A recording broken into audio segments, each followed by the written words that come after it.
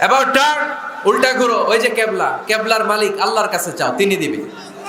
কারণ এখানে তোমার যেই নবী শুয়ে আছেন তিনিও বিপদে পড়লে কাঁদতেন আর চাইতেন কার কাছে? এজন্য আমরাও চাইবো কার কাছে? আল্লাহ ছাড়া কখনো কোনোদিন কারো কাছে চাইবো না।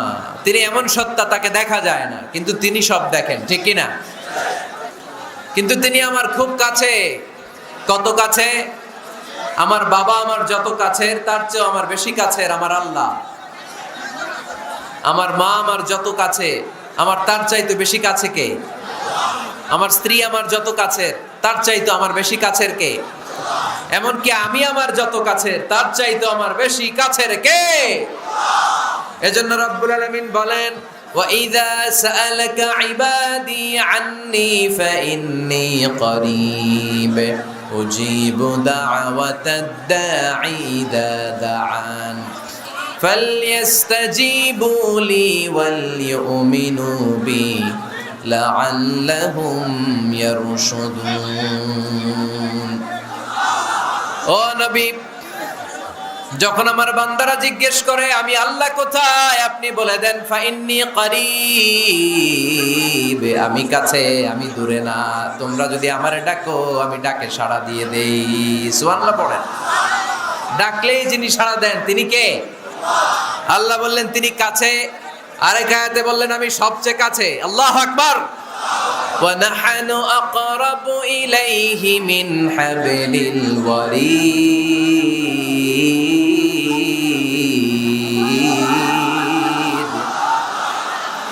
ওয়া নাহনু আকরাবু ইলাইহি মিন হাবলিল ওয়ারিদ। মানুষের পিঠে যে মেরুদণ্ড থাকে, মানুষের গলায় যে শ্বাস নালী থাকে, মানুষের ঘাড়ের মধ্যে যে খাদ্য নালী থাকে, আমি আল্লাহ তার শ্বাস নালী এই ঘাড়ের খাদ্য নালীর চাইতেও বেশি কাছে। এই যে শ্বাস নালী, এই যে খাদ্য নালী, এইটা আমার যত কাছে, আমার আল্লাহ আমার তার চাইতেও বেশি কাছে। আমরা চাইলেই আল্লাহ গো বলে ডাক দিলেই আল্লাহর কাছে পেতে পারি। আল্লাহর কাছে যাওয়া সহজ না কঠিন? জোরে বলতে হবে, সহজ না কঠিন? আল্লাহ বলেন ফাইন যাকারানি ফি নাফসি যাকারতুহু ফি নাফসি। আমার কোনো বান্দা যদি আমাকে একা একা স্মরণ করে, আমি আমার ওই বান্দারে একা একা স্মরণ করি। ওয়া ইন যাকারানি ফি মালাইন যাকারতুহু ফি মালাইন খায়রিম মিনহু। আমার বান্দা যদি আমাকে একা একা স্মরণ না করে, এরকম মহা সমাবেশে স্মরণ করে, আমি আল্লাহ আমার আরশের উপরে এর চাইতেও বড় সমাবেশ ফেরেশতাদেরকে নিয়ে তৈরি করে তখন আমার বান্দাকে মহা সমাবেশে স্মরণ করি। এখন আমরা মহা সমাবেশে আল্লাহকে স্মরণ করতেছি না? আরশের উপরে এর চেয়েও বড় মহা সমাবেশ করে আমাদেরকে স্মরণ করতেছে কে? ওয়া ইন তাকাররাবা ইলাইয়া বিশিবরিন তাকাররাবতু ইলাইহি যিরাআন। আল্লাহ বলে কোন বান্দা যদি আমার দিকে এক বিঘত আসতে চায়, আমি আমার বান্দার দিকে এক হাত এগিয়ে যাই। ওয়া ইন তাকাররাবা ইলাইয়া যিরাআন তাকাররাবতু ইলাইহি বাআন। আমার বান্দা যদি আমার দিকে এক হাত আসতে চায়, আমি আমার বান্দার দিকে দুই হাত এগিয়ে যাই। ওয়া ইন আতানি ইয়ামশি আতাইতুহু হারওয়ালা। আমার বান্দা যদি আমার দিকে আস্তে আস্তে হেঁটে হেঁটে আসতে চায়, আমি আমার বান্দার দিকে দৌড়ে দৌড়ে যাই। তার মানে আল্লাহকে কাছে পাওয়া সহজ না কঠিন? আমরা আল্লাহর কাছের বান্দা হতে চাই কি চাই না? সবাই চান। তা আওয়াজ এত ছোট কেন? আমরা আল্লাহর কাছের বান্দা, পেয়ারা বান্দা, নৈকট্য প্রাপ্ত বান্দা হতে চাই কি চাই না? চাই। আজকের এই চমৎকার রজনীতে আমরা জেনে যাব কিভাবে আল্লাহর কাছের বান্দা হওয়া যায় কোরআন এবং সুন্নাহর আলোকে। কোরআনকে যদি আমরা জিজ্ঞেস করি, কোরআন কিভাবে আল্লাহর নৈকট্য প্রাপ্ত বান্দা হওয়া যায়, কোরআন বলে সেজদায় লুটিয়ে পড়ো, আল্লাহর নৈকট্য প্রাপ্ত বান্দা হয়ে যাও। সুবহানাল্লাহ পড়বেন না? সেজদায় নত হও, অশ্রু ছাড়ো, প্রভুর শরণে হৃদয় গাড়ো। সেজদায় নত হও, অশ্রু ছাড়ো, প্রভুর শরণে হৃদয় গাড়ো। প্রাণ ঢেলে সব ব্যথা বলো প্রভুকে, বলো প্রভুকে। রাত কি কেটে যাবে ঘুমে অলসে রাত কি কেটে যাবে ঘুমে অলসে। তুমি কি জানবে না তোমার নিজেকে প্রভুকে, রাত কি কেটে যাবে ঘুমে অলসে। আলহামদুলিল্লাহ পড়েন। কোরআন আমাদেরকে বলল সেজদায় লুটিয়ে পড়ো, আল্লাহর কাছে চলে যাও। সোজা প্রশ্ন সোজা উত্তর। কোরআনকে জিজ্ঞেস করলাম কেমন করে আল্লাহর কাছে যাওয়া যায়? কোরআন বলল একেবারে সোজা, সেজদায় লুটিয়ে পড়ো, আল্লাহ তোমার কাছে টেনে নিবে। ওয়াসজুদ ওয়াক্তারিব, সূরাতুল আলাকের শেষ আয়াতের শেষাংশে আল্লাহ আমাদেরকে শিখিয়ে দিলেন কেমন করে আল্লাহর কাছে যাওয়া যায়। আল্লাহ বললেন ওয়াসজুদ ওয়াক্তারিব। এটা মুখস্থ করে যেতে হবে আজকে গাইবান্দার ভাইয়েরা, আমার সাথে আওয়াজ তুলে পড়েন ওয়াসজুদ ওয়াক্তারিব, ওয়াসজুদ ওয়াক্তারিব, ওয়াসজুদ ওয়াক্তারিব। মানে সেজদা দাও, কাছে আস। ক্লোজ আপ ওয়ান প্রোগ্রাম করে কাছে আসার গল্প আছে না নাই?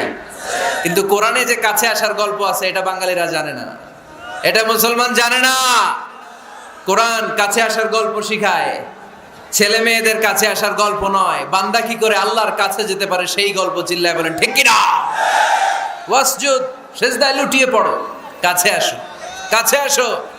আপনি বিপদে পড়ে আছেন, সেজদা দেন। ব্যবসায় মন্দা, সেজদা দেন। অসুস্থ, সেজদা দেন। মনে জ্বালা যন্ত্রণা, ঋণের বোঝা, সেজদা দেন। সেজদায় লুটিয়ে পড়েন, আল্লাহর কাছে চলে যান। বিষ্ণু ঈসা ইসলাম বললেন আকরাবু মা ইয়াকুনুল আবদু মির রাব্বিহি ওয়া হুয়া সাজিদুন ফাআকসিরু ফীহি দুআ। বান্দা যখন সেজদায় লুটিয়ে পড়ে তখন বান্দা আল্লাহর সবচাইতে কাছে চলে যায়। পড়েন সুবহানাল্লাহ। আপাত দৃষ্টিতে দেখা যায় আপনি যখন সেজদা দেন এটা মসজিদের কার্পেটে পড়ে, আপনি যখন সেজদা দেন কপালটা জায়নামাজে পড়ে, আপনি যখন সেজদা দেন আপনার কপালটা টাইলসে পড়ে। কিন্তু বিশ্বনবীর ভাষ্য অনুযায়ী আপনার সেজদার কপালটা আল্লাহর কুদরতি পায়ের উপরে পড়ে। এজন্য সেজদা দেওয়ার সময় এই ফিল করার দরকার আছে না নাই?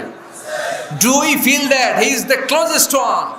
আমরা কি এটা ফিল করি যে আল্লাহ আমার সবচেয়ে কাছে? আমরা কি নামাজ পড়ার সময় এটা ফিল করি যে হতে পারে এটাই আমার জীবনের শেষ নামাজ?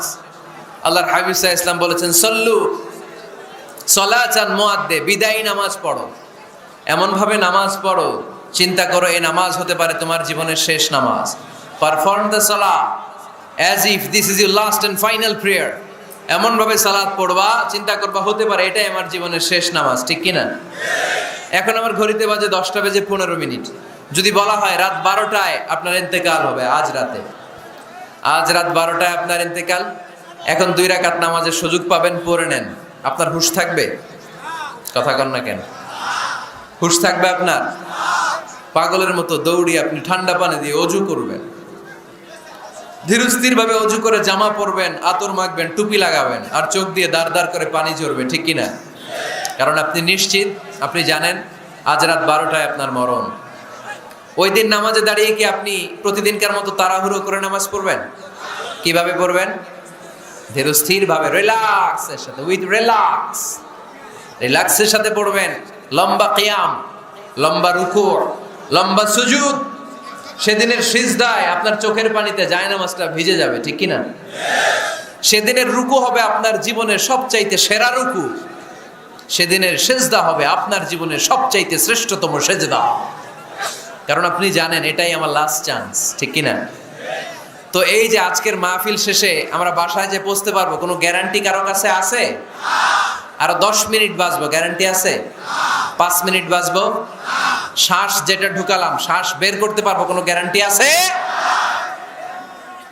তাহলে প্রত্যেক বেলা যখন নামাজে দাঁড়াই এই চিন্তাটা করি না কেন আমরা যে এটাই হতে পারে শেষ নামাজ, যেহেতু কোনো গ্যারান্টি নাই।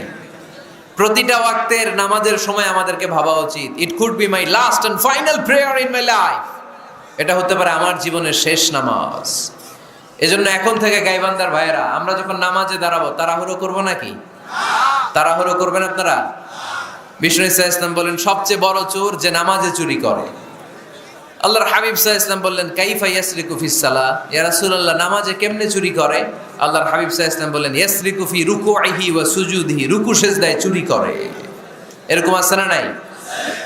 গাইবান্ধায় মনে হয় এরকম নাই, আছে বেশি? থাকলে এগুলো আমরা বাদ দিয়ে দিব। এই মাহফিলগুলো হচ্ছে পরিবর্তনের জন্য, পরিবর্তনের জন্য। আমরা শুধু we just show you the right path, but the decision is yours. সিদ্ধান্ত আপনার, আমরা পথ দেখাই দিব। এটা জান্নাতের পথ, এই পথটা ডানে চলে গিয়েছে, সোজা স্ট্রেইট ফরওয়ার্ড টু জান্নাহ, and this is the left way, this goes to the hell fire.